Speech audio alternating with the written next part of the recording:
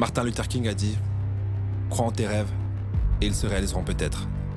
Crois en toi et ils se réaliseront sûrement. » La plus grande faiblesse de l'homme se trouve dans le fait qu'il peut abandonner. Ok, début d'année, objectif. Sport, faire 3 séances par semaine.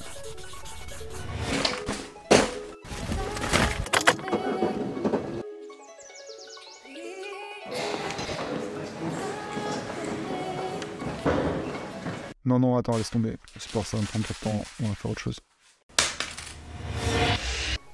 Ok, on va faire de la création de contenu.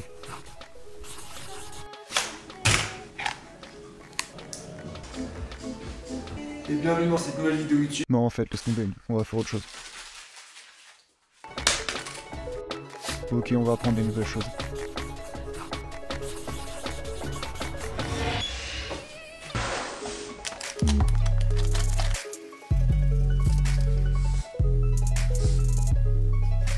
Non, en fait, je suis sûr qu'on peut faire autre chose.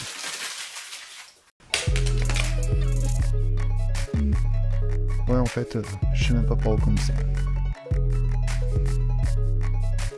Et bonjour à tous, bienvenue dans cette nouvelle vidéo. Aujourd'hui, on parle objectifs. Objectifs qui d'ailleurs ont été complexes à déterminer, et pour cela, j'ai décidé de classifier mes objectifs dans 3 différentes catégories pour obtenir plus de clarté et d'éviter de tomber dans un burn-out si jamais je mettais toute mon énergie durant un an dans un de ces 3 domaines. En effet, cela va faire plusieurs mois que je me suis installé à la frontière suisse proche de Genève, et cela pour plusieurs raisons. En Suisse, les salaires sont 3 à 4 fois plus élevés que ceux en France. Cela signifie qu'en signant un CDI dans ce pays, je vais pouvoir emprunter 3 à 4 fois plus d'argent pour faire des emprunts immobiliers et de pouvoir atteindre mon objectif long terme qui est d'obtenir 10 biens immobiliers.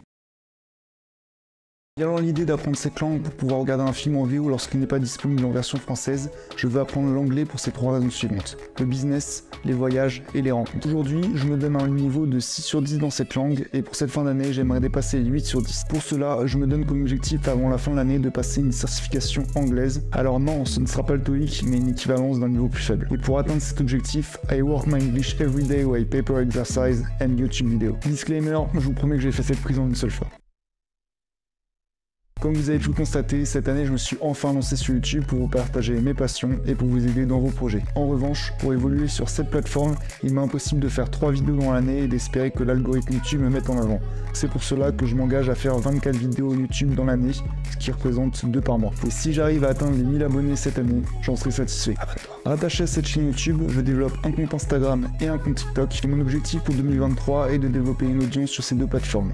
Bien que cet objectif n'est pas mesurable dans le sens où je ne peux pas prédire combien de personnes vont s'abonner et suivre mon aventure, je souhaiterais atteindre 1000 abonnés sur Instagram cette année et 10 000 abonnés sur TikTok. Ayant déjà créé un compte TikTok l'année dernière qui a dépassé les 10 000 abonnés, je pense réussir à atteindre cet objectif.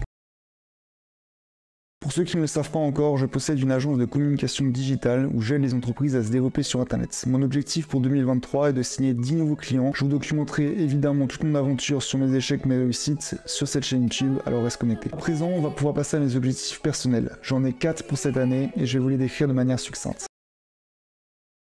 En 1, j'aimerais passer mon permis moto, j'ai actuellement le code, il me reste plus que les heures de conduite pour enfin pouvoir m'acheter mon T-Max. En 2, j'aimerais voyager dans 2 nouveaux pays, je pense notamment à l'Italie et au Portugal. En 3, me baigner dans un lac gelé en Suisse. Tu vas voir cet objectif comme étrange ou spécial et t'as raison, mais personnellement ça va m'aider à repousser et à dépasser des barrières mentales. Pour ce faire, cela fait maintenant depuis 17 jours que je prends tous les matins des douches vraiment gelées.